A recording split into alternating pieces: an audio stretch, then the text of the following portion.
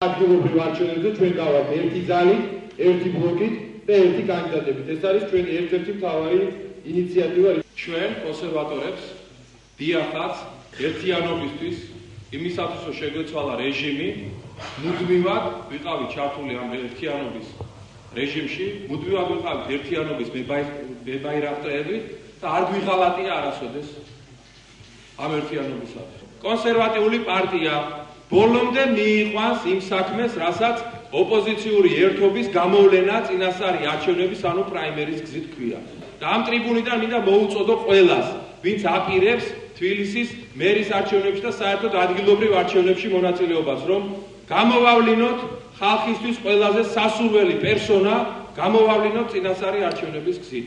არჩევნების შედეგები იქნება დასაცავი.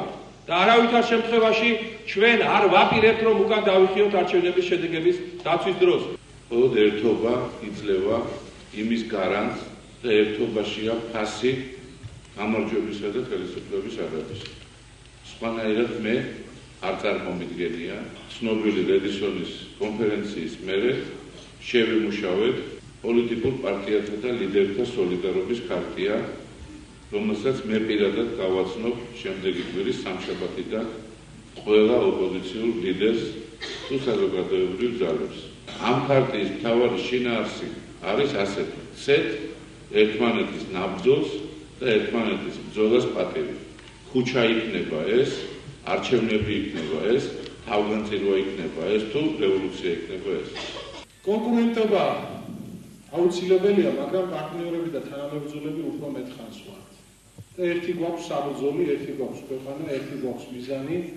არა თუ ძირითად არჩევნებზე, არამედ წინასწარ არჩევნების იდეასაც ვაყენებთ, ოპოზიციის შიგნით რომ იყოს ერთიანი კანდიდატი, ხალხს ვეკითხებით, ვინც ჯობია, რომელი კანდიდატი ჯობია.